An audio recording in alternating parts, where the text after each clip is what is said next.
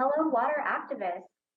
I'm Sam, and I'm here with my colleague Gigi, and we want to welcome you to your recognition day for the 2022-2023 Water Docs at School program. Today marks the completion of months of study and work on your part, and is a well-deserved chance for us at Learning for a Sustainable Future and Water Docs to celebrate all that you've done. We're so excited about all of it, the studying that you did to learn about the water and watersheds, the projects that you created and ran in your communities, and the excellent documentary films that you have created. You've accomplished so much and we're so impressed. Just a quick note for anyone watching this stream, if you need closed captioning, there should be an option to turn that feature on in the bottom right corner of the YouTube video. We'd like to begin by acknowledging the many territories on which we gather virtually today across Canada as ancestral homelands of many diverse Indigenous peoples. I myself am coming to you from the traditional territories of the Anishinaabe, the Haudenosaunee, the Mississaugas of the New Credit, and the Wendat peoples. We thank the past, present, and future caretakers of this land, and we're so grateful to have the opportunity to work and learn in a community of sharing. May we learn the lessons our Indigenous neighbors have to teach us about living on and with this earth, and about honoring the water that is the lifeblood of us all. We often like to share some artwork from an Indigenous artist from our local First Nations. So this illustration that you see on the screen is from the book The Water Walker by Joanne Robertson, who some of you had the privilege of hearing from in our forum workshops. Joanne is an Anishinaabe writer, illustrator, and water steward, and the text beside this image in the story reads, "She looked around and she saw how people were disrespecting the water, wasting it, making it unfit for life." We encourage you to check out the rest of Joanne's book, The Water Walker. I'd also like to take a moment to thank our supporters for the Water Docs at School program. It's very important to us that we're able to offer this program completely without cost to all of your schools. One of the ways that we're able to do this is through generous financial support from TD Friends of the Environment Foundation. We'd also like to thank our partners at Water Docs and Ecologos for making this program possible. And last but not least, we also appreciate all other generous organizations and individuals, especially the Ursuline Sisters. We're very grateful for all of their generous support. And now I'd like to take the opportunity to offer congratulations on behalf of our partners over at Water Docs. Water Docs is an environmental education organization who's been delivering programs since 1999. They're best known for their Water Docs Film Festival, which is in its 11th year of sharing storytelling and inspiration through documentary cinema. So to all the Water Docs at School participants, on behalf of Water Docs staff and board members, congratulations and well done. Thank you so much for attending this special event, and it is our greatest pleasure to welcome you to this Recognition Day. Sam and I are here from Learning for a Sustainable Future, and LSF is a charity that has been around since 1991. We work all across Canada, but our headquarters are here in Toronto, and our goal is to integrate sustainability education into the school system. And we think students should be learning more about sustainability, environment, and how to be active and responsible citizens. We do this by working at all levels with the government, school boards, your teachers, you and other young people across the country. And we want to empower students like you to make our world a better place.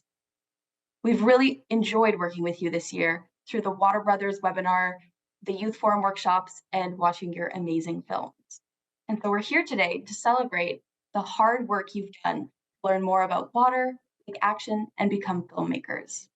And we want to thank you, each and every one of you, for your commitment to the Water Docs at School program. So to recognize this commitment, we'll be sending each class a certificate of appreciation in recognition of your success, your successful participation in Docs at School 2022-2023. I really want to congratulate every class that managed to complete any part of the program this year. As I'm sure you've all learned this year, this process is far from an easy one. We received more than 40 amazing water documentary submissions, so all of you should be very proud of what you were able to accomplish. It really is a testament to you and your teachers that we had such a great batch of films this year. A lot of today's ceremony is going to be about the students and everything that you've done to become water stewards and filmmakers this year. But let's all take this moment to say thank you to all of your teachers as well. It hasn't been easy for them, and to be able to complete the Water Docs at School program is a real achievement for them too. So students, remember to thank your teachers today. Now, to recognize the accomplishments of every Water Docs at School class this year, we've put together a special presentation. Let's see if you can spot your film in the mix.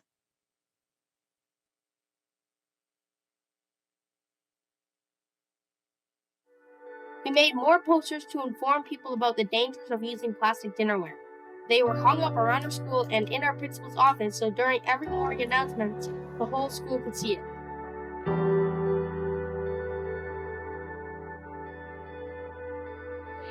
We presented to various classes in the school and talked to them about the problem.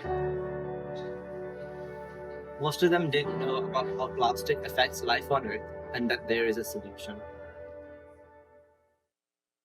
Single-use plastics are also a big contributor because children love junk food, don't they? And junk food comes wrapped in loads of plastic that can find itself in the environment. So that is why today I've taken the initiative and cleaning this entire pond by myself.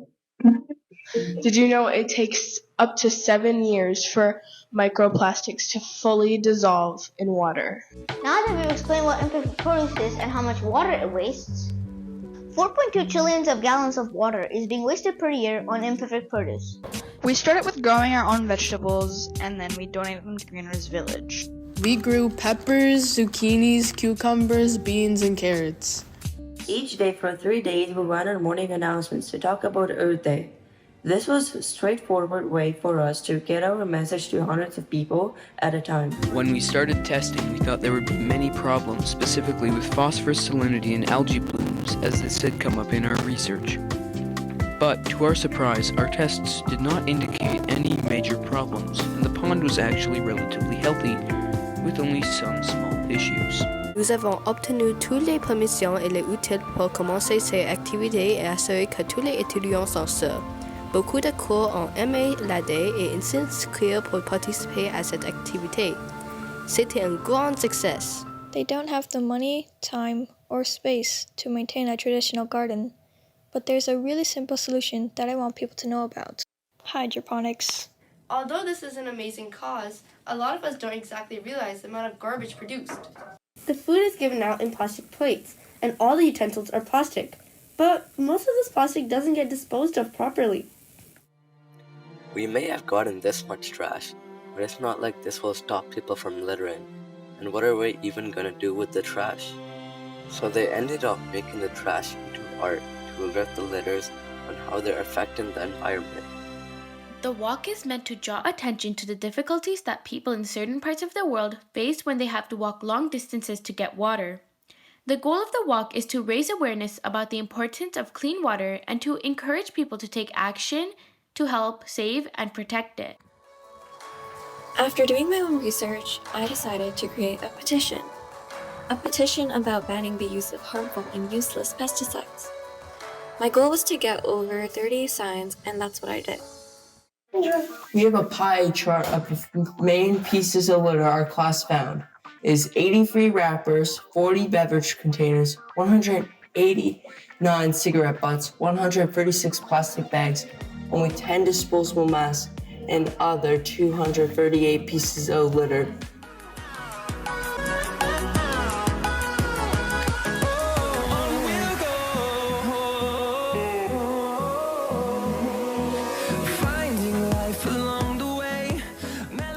Plastic. What do you think about when you hear this word? Do you think about food in your fridge? Or maybe crockery that you bring to the picnic? I think about plastic pollution.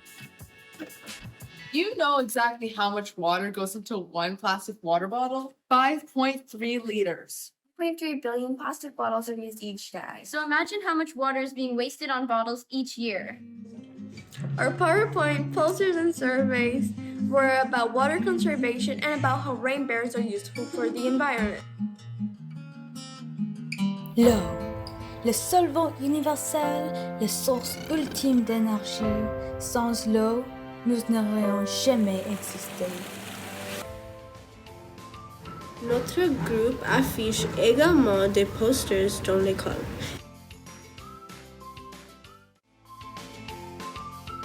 Voici un petit résumé de ce que nous avons dit dans la vidéo.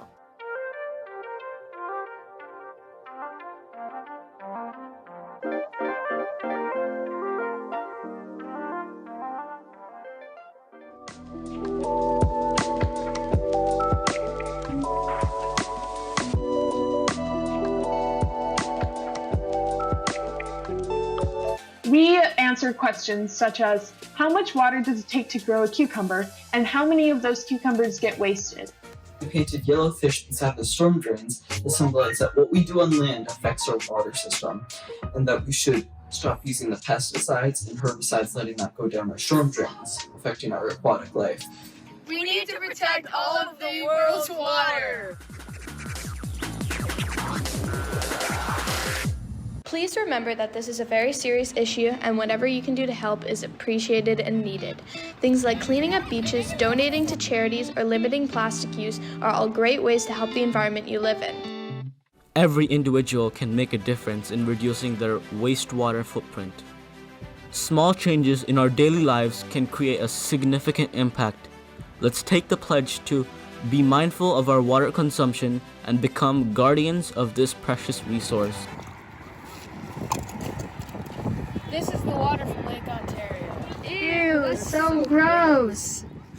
As you can see, the water from Lake Ontario is a different color and has very gross debris in it compared to the normal water from our taps. This is due to the gross gases and garbage that are released into the lake.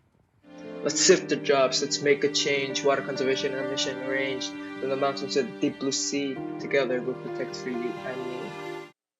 After finding out this information and finding out how much plastic was surrounding our creeks, we found a simple solution we could use to pitch in.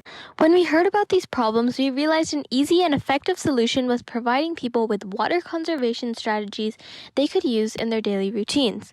We made an online handbook and wrote about water-efficient recipes as well as gardening strategies. Water contamination. What really is it? Is it polluting the water we drink? Is it putting thousands of different types of chemicals in the water just to filter out a few which can lead to death? Is it making the water we drink unusable and unsafe anymore? The answer is actually all of the above, and we are here to learn and teach you a little bit more about the dangers of water contamination.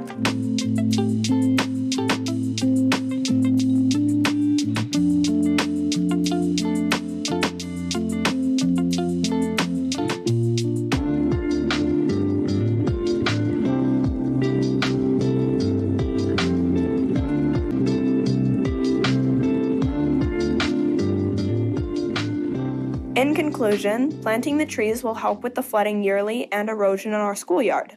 We will continue to water the trees throughout the summer so that they can mature and prevent flooding for the next springs to come.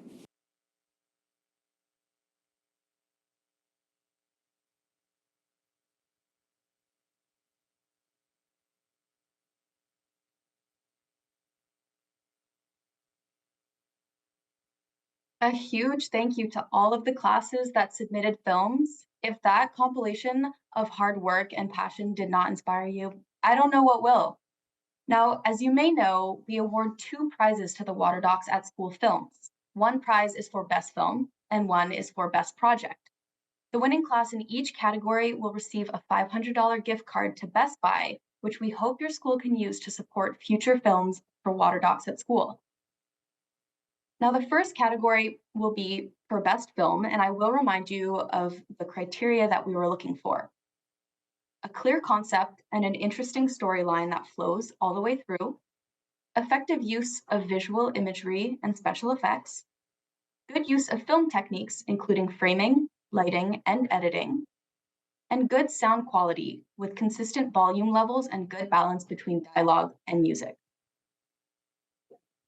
The films shortlisted for Best Film are The Pollution and Protection of Lake Ontario from Fern Avenue Public School, Food Saviors from George Street Middle School, and Ground Litter from Walnut Grove Public School.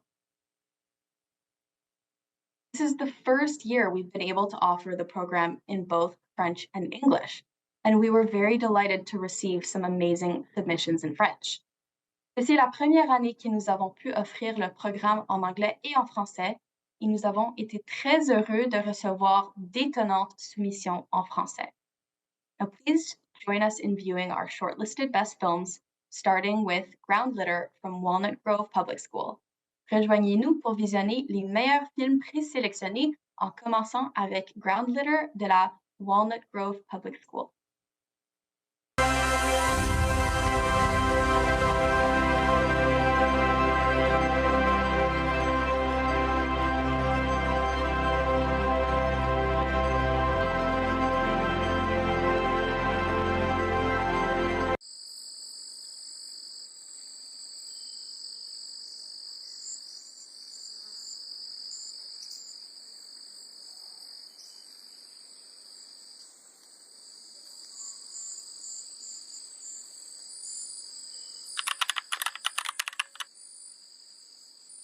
Premièrement, nous avons fait quelques recherches sur la détritus et les impacts. 60% de la pollution de l'eau est liée aux déchets. De plus, les facteurs comme l'eau de pluie et le vent ont poussé les déchets vers les côtes d'eau et les places où les eaux pluviales sont collectées et où sont bloquées et contaminées l'environnement. Cette action cause également des problèmes tels que la diminution, la qualité d'eau, la qualité de terre, la beauté naturelle et la généralement pollution et le changement climatique. Pour mieux comprendre la situation environnementale de notre collectivité, nous avons décidé d'intégrer d'autres élèves de notre école au sujet de leur opinion sur les déchets. Avez-vous déjà changé? Oui. Oui. Oui. Oh, not that much. Yes. No. Nope. Après en fait ces entrevues, nous avons conclu que la majorité de mon école a déjà changé. Cela nous a incité à prendre des initiatives pour aider à assainir notre communauté des déchets.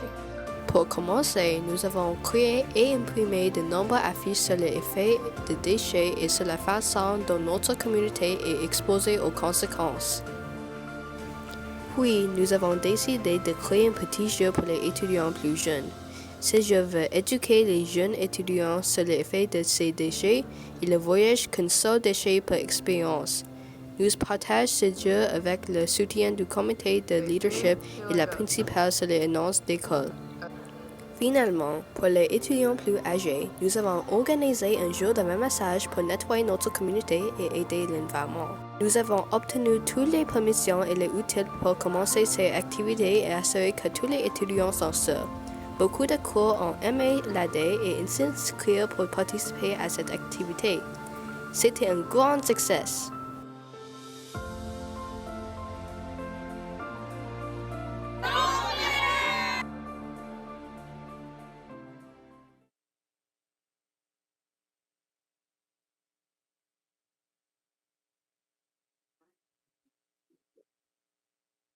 Merci Walnut Grove.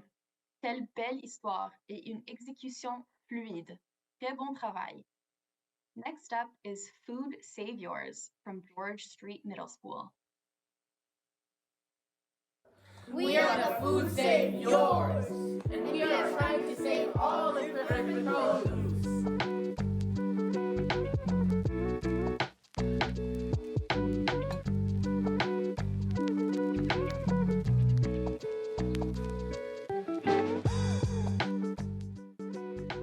Hey, do you know what imperfect produce is?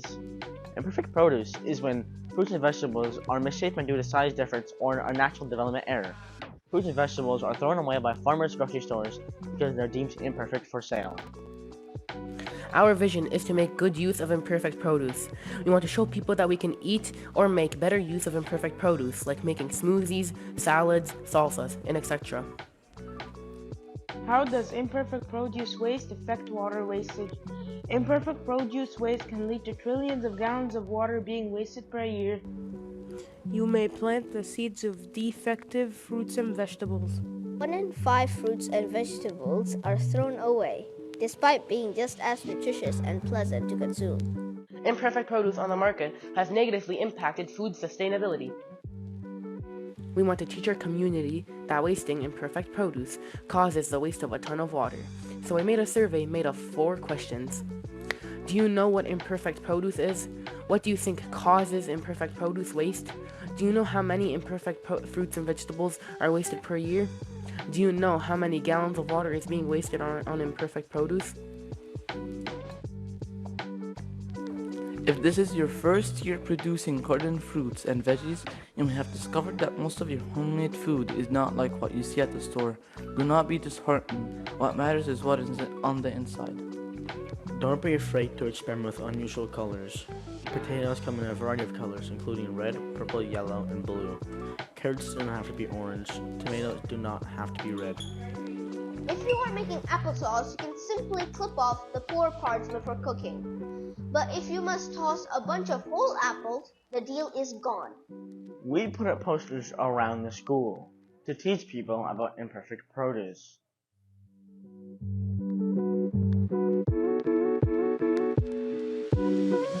Many of people also confessed that they would not buy an imperfect produce because of what it looks like.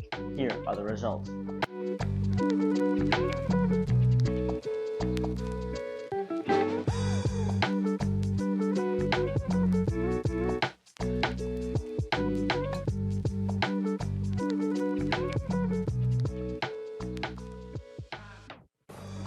30% of landfills are wasted food, and 24% of that is imperfect food, and 6% normal food.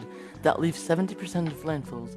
Did you know that imperfect produce can be transformed into other types of food? For example, a tomato with a lump unusual form and regular color can be crushed and processed into tomato sauce, giving it market price and value. Now that we've explained what imperfect produce is and how much water it wastes, 4.2 trillions of gallons of water is being wasted per year on imperfect produce. Now it is your turn to become a food save yours. And do not forget, imperfect produce may not look yummy, but it is good for your tummy.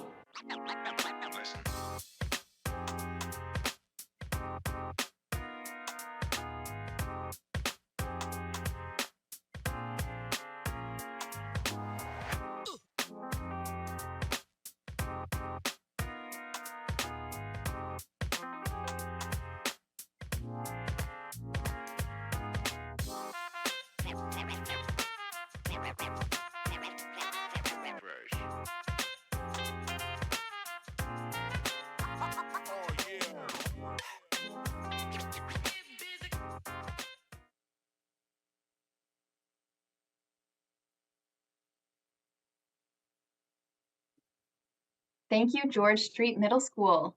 Great research and editing, and such an interesting issue we don't hear a lot about. Now, finally, we have the pollution and protection of Lake Ontario from Fern Avenue Public School.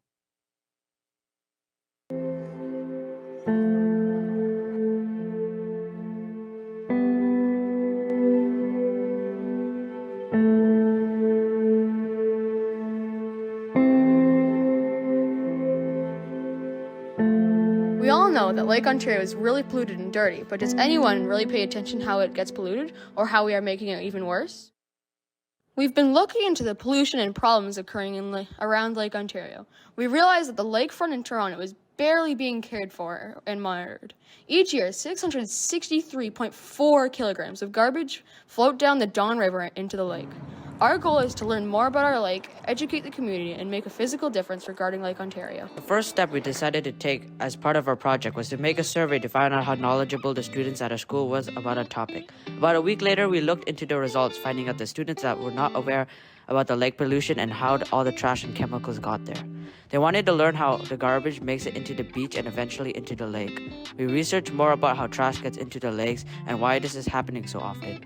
Most of the time, trash moves around in storm drains, rivers, or canals, and it drains into the lake. We interviewed a professional to ask questions about our topic. So, first off, my name is Emma Taharali. I'm a Great Lakes Advisor with the Ministry of the Environment, Conservation and Parks. I am responsible for developing and implementing a lake-wide action and management plan for Lake Ontario. So there's a couple areas along Lake Ontario shoreline, which we call areas of concern. Those areas of concern are located in Cornwall, so up the St. Lawrence River, at the Bay of Quinte, in Toronto, which is Hamilton, and then also the Niagara River. So that's what I do every day. Well, I can say the first thing is exactly what you guys are doing. So reaching out to people at the government, to local mayors, and just to ask questions about the lake. The more you learn, the more their care. So there's actually lots of different pollutants in Lake Ontario. Road salt, plastic pollution, so just litters. And part of the problem is when pollution gets into the lake, it doesn't go away very quickly. So there are chemicals that break down really quickly and change and, basically disappear. But there are other chemicals that will stick around for 50, 100, 200 years. Have a great day. Bye. Bye. We then made more posters to advertise the bake sale that we hosted. We decided that we would donate all the money to a charity that focused on cleaning not only Lake Ontario, but all the Great Lakes. The Great Lakes Plastic Cleanup Charity was perfect for us. They use new technology to clean up trash and garbage from our lakes. We figured that this would be a good decision since we couldn't clean everywhere in Lake Ontario, but this charity certainly could help. Next, we interviewed a student from our school and talked about Lake Ontario and the future of the lake. I think that it's quite possible that within the next 10 to 20 years, Lake Ontario comes back to a good condition. But I think the only way that we could achieve that would be by working together in groups to clean up the lake as a city. Thinking about what else we could do, we discovered a lot of Lake Ontario beaches are covered in plastic and trash. We decided that cleaning up a beach in our community was a great way to end our documentary.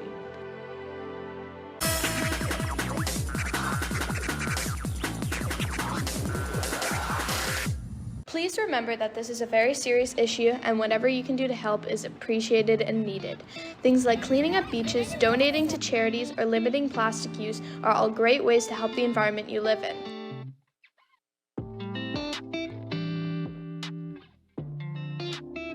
So, that concludes our Water Docs documentary. Thank you for listening.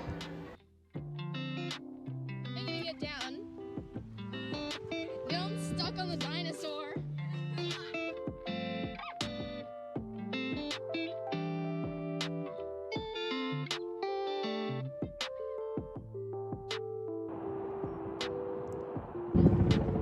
Oh my god, the freaking helicopter! Bro, why are you looking at Minecraft pictures? I'm not looking at Why Minecraft is there a pictures. tie? House with all caps. Thank you for an avenue. We love the interviews and all of your original footage. And congratulations to all three groups on your incredible films. Without further ado, it gives me great pleasure to announce that this year's winners in the category of Best Film is Walnut Grove Public School with Ground Litter. Your class will receive a $500 Best Buy gift card to support your future filmmaking endeavors. Les gagnants de cette année dans la catégorie du meilleur film sont Walnut Grove Public School avec Ground Litter. Votre classe recevra une carte cadeau Best Buy d'une valeur de $500 pour soutenir vos futurs projets de film. And a huge congratulations to our runners-up at Firm Avenue Public School for the pollution and protection of Lake Ontario, and to our honorable mentions at George Street Middle School for Food Save Yours. You will each receive a certificate recognizing your achievement in the Best Film category.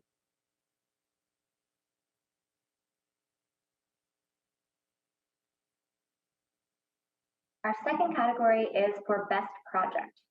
So for this award, we're looking for projects that were youth-led from start to finish, a defined project goal that addresses a local water issue, accurate and appropriate data and research, involvement of stakeholders, and demonstration of creative action and measurable impacts. So the films shortlisted for this year's Best Project Award are Grenadier Pond, an urban pond success story from High Park Alternative School, Water Pollution Needs a Fast Solution from St. Ursula Elementary School, and Plant the Gates from Westgate Mennonite Collegiate. So please join us in viewing our shortlisted best projects. The first one up is going to be Plant the Gates from Westgate Mennonite Collegiate.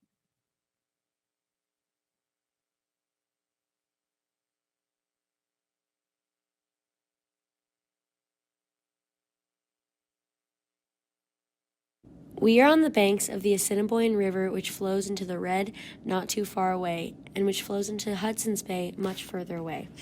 These rivers and banks have been the highways and gathering places of this area for thousands upon thousands of years. This school is built on Treaty 1 territory. These lands are the traditional territories of the Anishinaabe, Ininiwak, Dakota, and Nakota nations, and the homeland of the Métis Nation. We are grateful to the Indigenous peoples for their stewardship of this land and the hospitality that enables our community to learn, worship, and serve God the Creator here. We acknowledge the harms that the settler community has brought upon the Indigenous peoples of this land. As a school grounded in the peace tradition, we want to work for reconciliation. Has the river flooding ever affected the school? If so, how did you solve it and what happened? It didn't affect the school, but we were worried it was going to affect the school. So What happened if the water did get inside the school? well, I guess it would have risen. Everything would come in. There would be no way to get the water out of the school. So we would have to wait for the water to recede, and then we would have had a major cleanup. But it'd be mold problems, all $1 million thing, because the floor would have been wrecked. Due to our school being located by the river, our school is affected by erosion. Erosion is a natural process that happens along shorelines, embankments, rock formations, and when runoff from heavy rain carries away the top layers of soil. We live in Winnipeg, which gets a lot of snow each year that usually melts pretty quickly, so we are susceptible to flooding. Each year we have to close the field because of the issue, which makes it difficult for younger students to release energy and focus on learning. We went to talk to the younger classes about our project.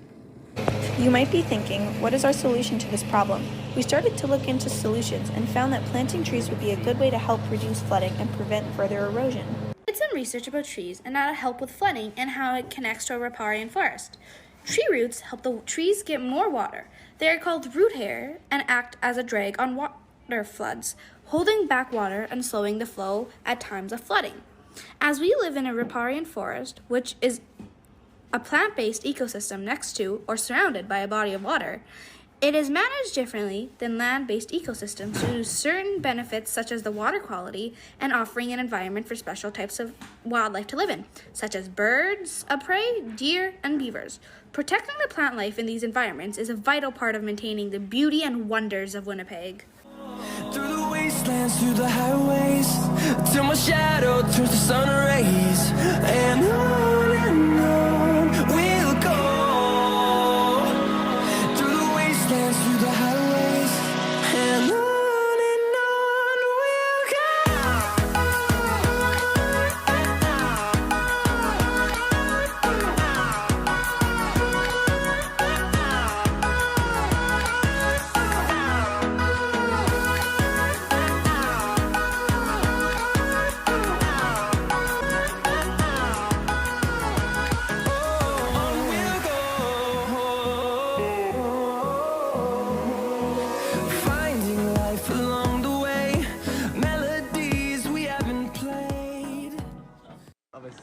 We can't wait to see our trees in their new homes, flourishing in their new surroundings. Thank you so much, Westgate. We love that you're thinking ahead and working to protect your community. Next up is water pollution needs a fast solution from St. Ursula Elementary School.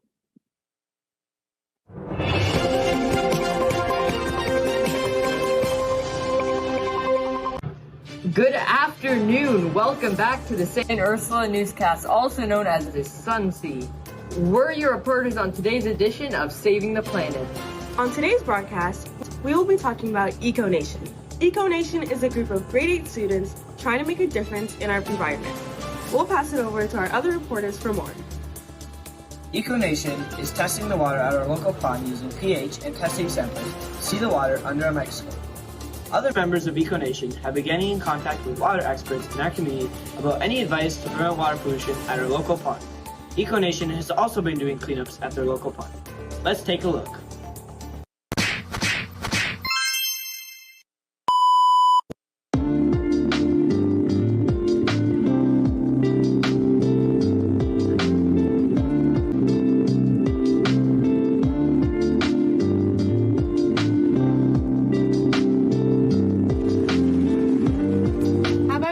Before the trash cleanup? It was pretty bad. There was trash everywhere. And how was the pond after the trash cleanup? It looked a lot better. And how much garbage did you guys pick up? We picked up 3 whole bags of garbage. Wow, EcoNation, you're amazing. EcoNation quizzed students to see what they knew about the water in their area, and these were the results.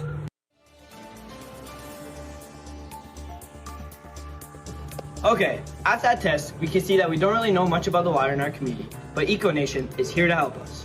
Passing it back to our other Sunsea friends. Hey EcoNation, can you tell us a little more about what you've done with the kindergartners in your school to inform them about our water pollution issue? Yes, of course. Back in the winter, we took them outside with us to clean up garbage in our local community and remind them how important it is to keep our land clean so that it does not end up in the water and harming our aquatic life. Wow, that is truly amazing. What else do you have to tell us? We also recently just went to the class to present an informative slideshow about the water cycle, the harmful effects of pollution in the water, and the importance of keeping our local pond and water clean. Wow, this is truly wonderful. Thank you so much, friends. Let's see what Gabriel has to say about his presentation to the staff.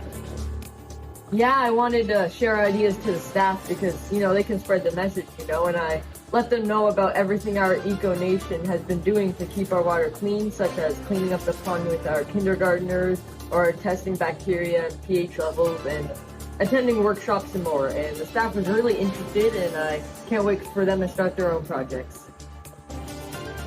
Now let's pass it to our other Sunsea newscasters to check in with Eco Nation to see what they're doing at the wastewater treatment plant.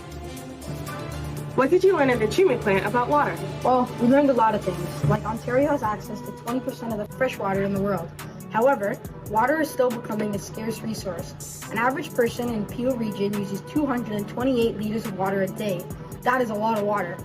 We learned the process of how lake water is turned to tap water and how wastewater is cleaned and returned to the lake. Now let's pass it back to our other Sunsea news reporters to see what Eco Nation is doing at the school. So, how have you got the whole school involved? We've decided to create a time capsule and a pledge/contract that the whole school signed as a promise to keep our local pond clean. Will this positively affect students in the future? Absolutely. These students will see this time capsule and be reminded of their promise for as long as our school stands. We have also created a Ban the Bottle banner and pledge for the whole school to sign. Implement your Trashless Tuesdays, where we ask students to not bring anything that can be thrown out on those days, and created a battery recycling bin so that those toxic chemicals don't land in our water. To top it all off, we have painted our own St. Ursula bird house with our kindergartners to remind them how to keep our ecosystems healthy. Every day we acknowledge the land on which we gather, being part of the treaty lands and territory of the Mississaugas of the Credit. And on top of our truth and reconciliation, signs of spring, reciprocity, walk, we painted Mother Earth in the shape of our Great Lakes. We made sure students and staff were aware of activities, flyers, and knowledge-sharing lessons because our Eco team would make announcements every once in a while. The St. Ursula Royals say, water pollution needs a fast solution. This is Sunsea, and we're signing off. Stay tuned for more.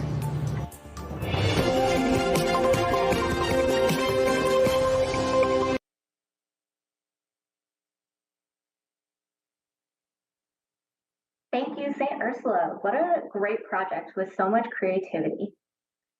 And last but not least, in our best project category, we have Grenadier Pond, an urban pond success story from High Park Alternative School.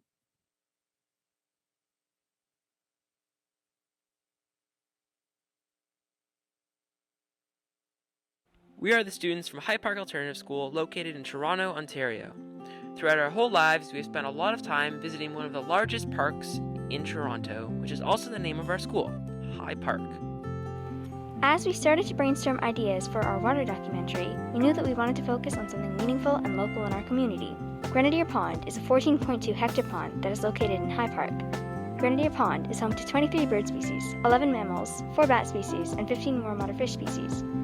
It is a really unique body of water, as it is located less than 300 meters from Lake Ontario and about 5 kilometers away from downtown Toronto. Grenadier Pond might be the most urban pond in all of Canada. After deciding to focus on the water in High Park, and Grenadier Pond specifically, we got down to doing some research about the health of the pond and what some of the threats to the pond are. To get started, we need to learn more about the pond and do a bit of research on the history of the pond. We discovered that many tests have been done over the years, and the Grenadier Pond has actually had several reports of being unhealthy. So, we decided to do some tests of our own, with this information in mind. When we started testing, we thought there would be many problems, specifically with phosphorus salinity and algae blooms, as this had come up in our research. But, to our surprise, our tests did not indicate any major problems, and the pond was actually relatively healthy, with only some small issues. We did notice a small algae bloom, and there was quite a lot of litter in and around the pond, as there are many visitors to High Park throughout the year. Before we began, we sent out a survey to all the grade 7-8 students in our school to find out what they knew about Grenadier Pond and to help focus the education component of our project. Having discovered that the pond is fairly healthy, we began to rethink our project as a whole since there were no major issues to solve. We scheduled a trip to the High Park Nature Center where we were able to interview the staff there and conduct more water tests on the retention ponds in the park, which are there to keep the stormwater out of the pond and out of Lake Ontario. The staff told us about some of the steps that had been taken in order to keep the pond healthy, which sparked a new research question and focus for our project. Our new question became, how has the pond been able to thrive in such an urban environment after having so many reports of the pond being unhealthy? As we mentioned, Grenadier Pond is a 14.2 hectare body of water and is considered to be a shallow pond. And while it is now thriving and home to many species of wildlife, that has not always been the case. This is a picture of what High Park looks like in 1875. Pay attention to the amount of bodies of water. Now, here's a much more modern photo of High Park. You notice how much the water has changed? Well, most of that is due to urbanization in and around High Park.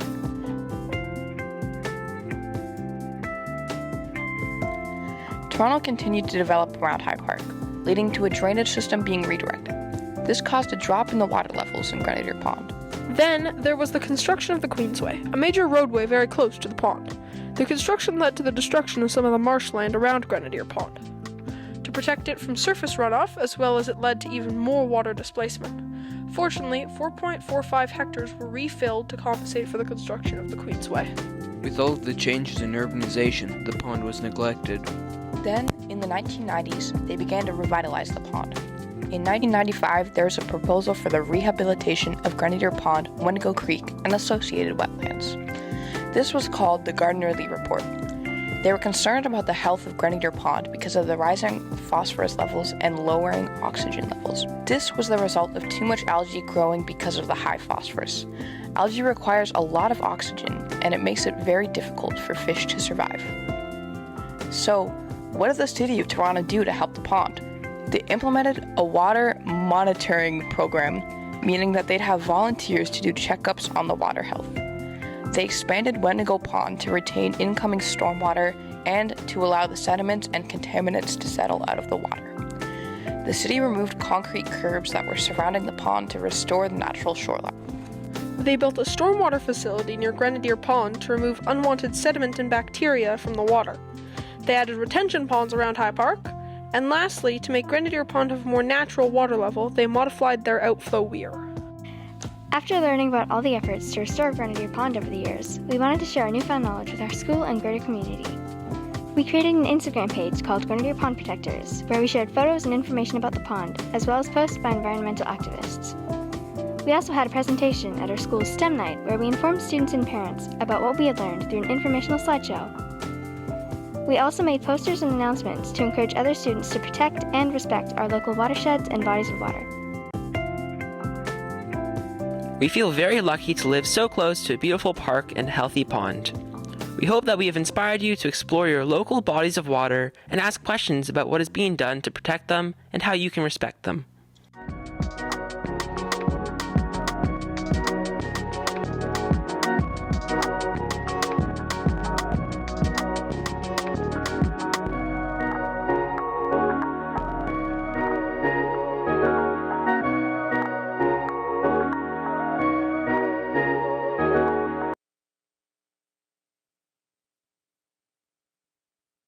Thank you, High Park Alternative.